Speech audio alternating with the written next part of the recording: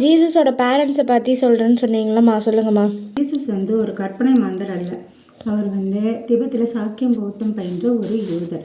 அவங்களோட பெற்றோரை பற்றி பார்த்தோன்னா, ரோம குடியரசின் சர்வாதிகாரியான ஜூலியஸ் சீசருக்கும் எகிப்து ராணியான கிளியோபேட்ரா 7 ஃபிலோபேட்டருக்கும் ஒரு குழந்தை பிறகுது. தாலமி 15 சிசேரியன். இந்த குழந்தை தான் Jesus, the only biological son of Caesar. சீசருக்கு தத்து பிள்ளை இருக்குது. அந்த தத்து குழந்தை பேர் வந்து ஆக்டேவியன். அதோட பட்ட பேர் என்னன்னு கேட்டால் சீசர் அகஸ்டஸ். சீசர் வந்து படுகொலை செய்யப்பட்ட பிறகு ரோம குடியரசு 3 பகுதியாக பிரிக்கப்படுது. அதை செகண்ட் ட்ரையம்பரரிங்கிறாங்க.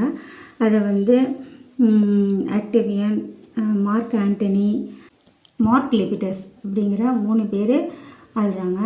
கிழக்கு பகுதியை நிர்வகிக்கிற மார்க் ஆண்டனி வந்து இவங்க கிளியோபேட்ரா 7 ஃபிலோபேட்டரை வந்து மறுமணம் செஞ்சுக்கிறாங்க. ஒரு கட்டத்தில் ஆக்டேவியன் இருக்கார்ல, மேற்கு ரோம குடியரசை ஆள்ற ஆக்டேவியனுக்கும் கிழக்கு ரோம குடியரசை ஆள்ற மார்க் ஆண்டனிக்கும் பகை முற்றி போர் மூழுது. இது பேட்டில் ஆஃப் ஆக்டிவ்னு சொல்கிறாங்க. இதில் வந்து இந்த போரில் வந்து மார்க் ஆண்டனி வந்து தோத்துடுறாரு. எகிப்தின் அலெக்சாண்ட்ரியாவும் வீழ்ச்சி அடைஞ்சிருக்கு. இதை தொடர்ந்து என்ன செய்கிறாருன்னா, மார்க் ஆண்டனி தற்கொலை பண்ணிக்கிறாங்க.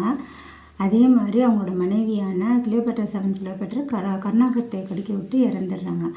இந்த மார்க் ஆண்டனிக்கும் கிளியோபேட்ரா 7 ஃபிலோபேட்டருக்கும் 3 குழந்தைங்க பிறக்குது. அது அலெக்சாண்டர் ஹீலியஸ், கிளியோபேட்ரா செலின்டோ, தாலமி ஃபிலாடல்ஃபஸ் அப்படிங்கிற 3 குழந்தைங்க பிறக்கிறாங்க. எப்படிம்மா கன்ஃபார்மாக இவங்க 2 பேர் தான் இவங்களோட பேரண்ட்டுன்னு நீங்கள் சொல்கிறீங்க? அது அடுத்த ஷார்ட்ஸில் பார்க்கலாமா? எல்லோரும் தமிழ் சிந்தனையாளர் பேரை போய் பாருங்கள். உலக வரலாறு, ஆன்மீகம் எல்லாம் நல்லா தெரிஞ்சுக்கலாம். வணக்கம்.